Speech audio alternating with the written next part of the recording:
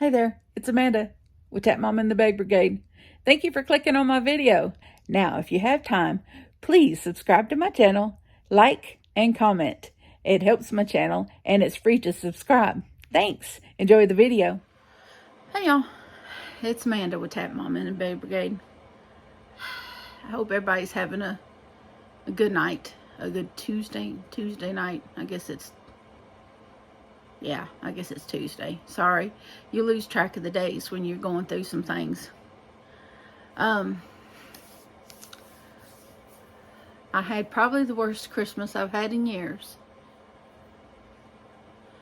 I tried really hard to see a bright spot, but there was none to be seen. On the 23rd, I was taking a nap because my right arm had been hurting me, and I don't know the cause of my right arm pain. Still don't know the cause of it. Because the cold, well, I kind of guesstimated it could be the cold weather because I have a bit of arthritis everywhere. So I'd taken some medicine and laid down because I wasn't feeling well, and I was laying down, and all of a sudden Johnny knocks on the door jamb to my room because I just left my door cracked. I didn't close it all the way so the dogs could come and go, because sometimes they like to come and go from my room instead of just staying in my room. And it tells me there's water coming from the ceiling. And boy, was there water coming from the ceiling.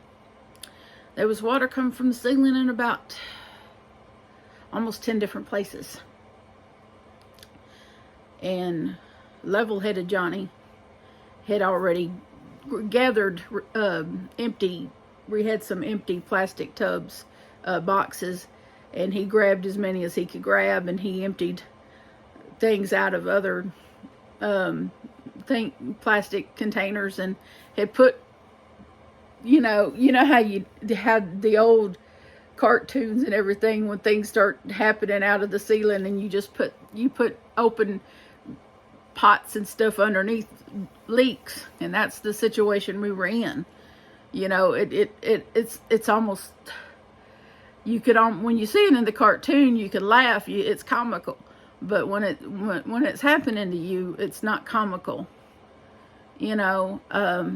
We moved into this house late July out of the crappy broken down trailer we were living in for 11 years, thinking we were moving into a better situation, not a situation where a pipe would bust in the ceiling in the attic, and that would flood down through the ceiling on top of our,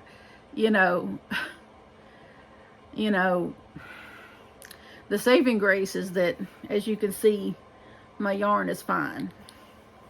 Thank goodness for that. It did not go into our bedrooms. So our clothes and our, things like that are fine. It was in the dining room where I have a bunch of things stored. And in the bathroom, and then there in the doorway here to my room, and it was just mayhem. And so we were just catching water as best we could, and so I contacted my landlord as quick as I could. He called apparently someone that he knows down the road, down the block, and then that gentleman came and turned the water off for us. And after a fashion, it stopped. All the things we had under the water were filled. Then as soon as he could, he got someone over here to take a look, and it's been days with them trying to fix it. They finally got all the pipes in the attic fixed. Was it not today? yesterday, late yesterday. But then they discovered that there's a leak in front of the house under some bushes that apparently has been the cause of why I had a high water bill. And they ran out of daylight before they could fix it. And the gentleman that's helping him fix it has a regular job and hasn't been able to come back and help fix it today. So, and we're not sure when he has availability to come back. Meanwhile, me and John needed showers because it's been since, several days since we'd had showers, and unfortunately I'm a woman and I sweat, and it was just a nasty situation. And so finally today we went out, because the landlord is a family friend, and so we went out to their house and took showers. And so there's that. So at least I feel like a human being again. When you can't take a hot shower, you don't feel, and it's been days and days and days. Well, it feels like, I know it's only been, 4 or 5 days, but it just feels like a long time. And my hair was really nasty, and I felt smelly and nasty, and I'm really I have a thing about my personal hygiene, and it really, and that's how I spent my Christmas, with no water, not being able to take a hot shower, hurting with the cold, really cold. Of course, the ceiling, the part where it fell, didn't happen until like a day and a half later. And I'm going to cut here and insert a video where I'm going to show you. He's covered it. He just came by this evening and covered it with a blanket. You don't actually get to see the exposed ceiling, but you see where it's been covered up. But I'm a cut here and insert a little clip where I kind of showed you a little bit of the issue. I don't know if y'all are interested or not, but just so y'all can get a better understanding of what we've been through. But I'm gonna put a clip in here. Just figured I'd record a little clip of the mayhem that has been our life the last several days. These are the tubs that we collected water in from the ceiling. This is this is a spot that my landlord had come and covered part of the sheetrock. A big chunk of ceiling came down onto boxes that I have things in here in the dining room that I'm using for storage at the moment. And so this icky water here that you see in this receptacle, well, it's usually meant to hold our dog food, but it's not what's being held in it right now. And then you see my paintings and stuff over there that we don't know the extent of the damage yet, because I kind of been in a bit of a depression since this happened, and we haven't gotten everything all cleaned up, as you can see. And it's still in some of the boxes, the ceiling debris, as you would say, but it's in some of the boxes because I haven't felt up to cleaning it with a bad right arm, and Johnny just ain't up to, he doesn't know what to do. So this will get done eventually, but this is what water came out of there, and it came out from around, I guess he covered up the light. No, there's the light. There's a light right there, and it came from like right next to the light. Water was coming from down right next to the light, and then it was coming from right out of that little vent thing over there, and then it came from that crack over there, and then the doorway right there. And so this is what we dealt with on the 23rd. And so, yeah, this is just a little clip to show you what we've been dealing with here. And then this is not the only room that it did it in. Did it in the bathroom too. I'm going to stop this clip and then I'll cut back to myself. All right. So now y'all see what I mean. And the only thing under that blanket that y'all can't see is like some beams and dangling insulation and stuff like that. That's about what you could see under that blanket. But it was causing cold air to escape up there. And so in order to help us with keeping the place warm, he came over and put that blanket up there. And this is a very drafty house. And but this was just like the rest of the country, we're experiencing colder than usual temperatures. We don't usually get down in the teens with a negative, with a chill factor of negative whatever it was until like February. So this cold came on really quick and really harshly. So none of us were prepared. We did drip our faucets. We're not idiots. We dripped our faucets, but it didn't matter. The piping in the attic was just really old.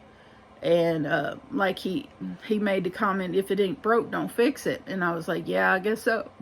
And so when he was making some repairs on the house, getting ready for us to move in here,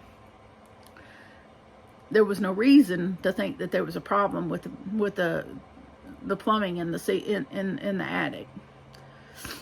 And when the guy that he has helping, Shane, when he brought the broken pipes down, they didn't look old. You could see that there was a gaping hole where it had blew out. I mean, it was just really weird. And it was copper pipe, you know. And so it was really weird how it had blew a hole in there. And I don't understand how that happens, but it did. And it ruined our Christmas.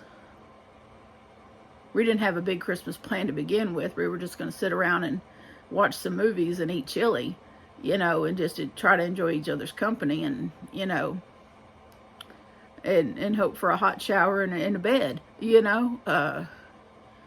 But we couldn't even get that. So that really, you know, but a kibosh on the whole thing.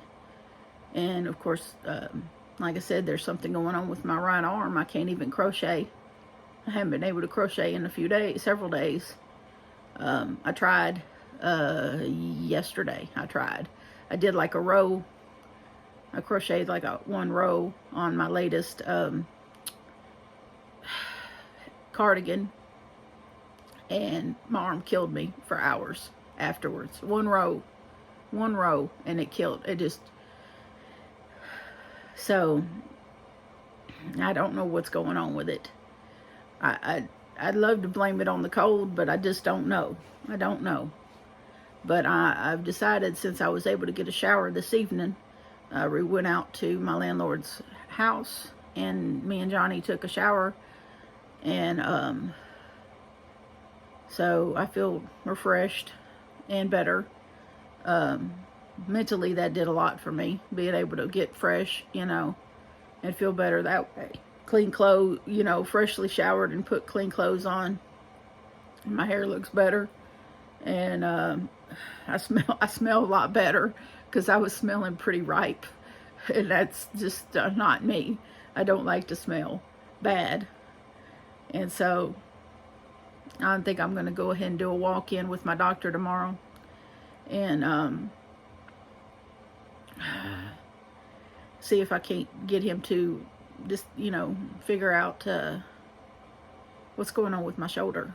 I can at least get a cortisone shot and maybe get some relief that way. It feels arthritic, but at the same time, it could be something else. I don't know. One of my friends suggested that I might have pulled something over crocheting. But I take frequent breaks when I crochet. I don't, oh, I know that I have carpal tunnel, so I often take breaks. So I don't just sit there and crochet for hours and hours. I know to take breaks. So I just have a hard time believing that I've overdid it crocheting. I really do, because I take frequent breaks when I crochet. So I don't understand how I would have done it, pulled it, doing crochet. I just have a hard time believing that.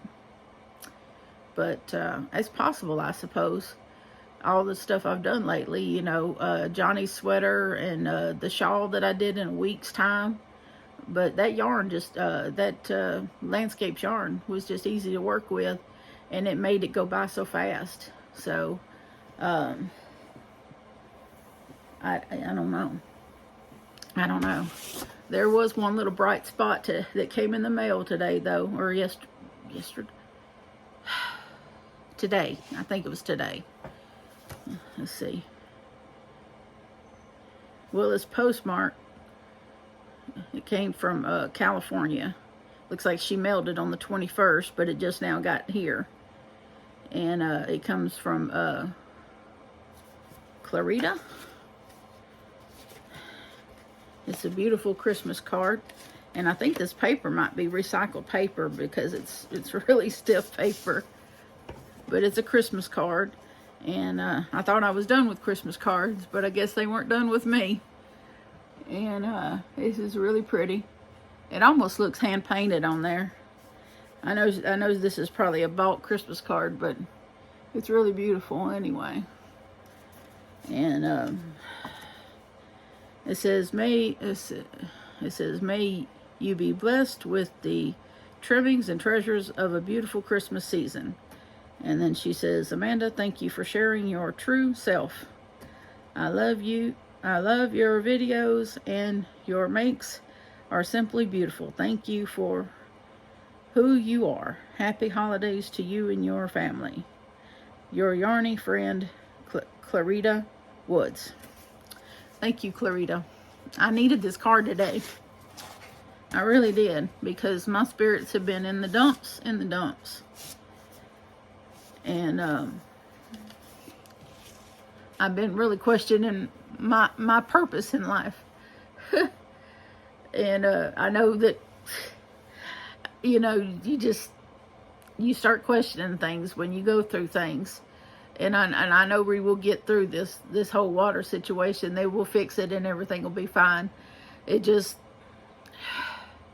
when you have mental health issues, it always messes with your head, no matter if you're, mentally stable like I mostly am, on medication, and my medication is working.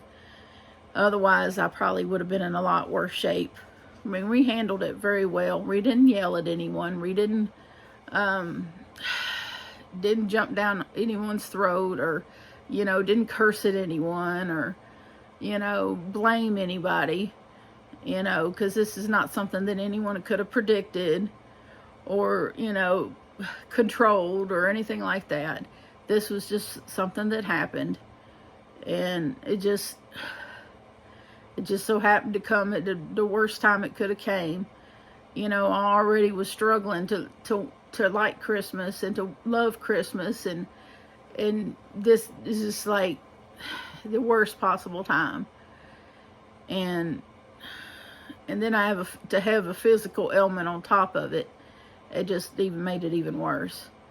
But I don't know. Just hopefully New Year's will be better. That's all I can say. And the killer part is I had really planned on jumping on live on Christmas Day, and to keep the other lonely hearts, so to speak, company on Christmas Day. I had really had planned to jump online and on live and keep everybody company, to try to, just be out, to be online and chatting with other people that didn't have anywhere else to be on Christmas and didn't have anything, family to go to, and big dinners to attend, and presents to be opening and all that stuff.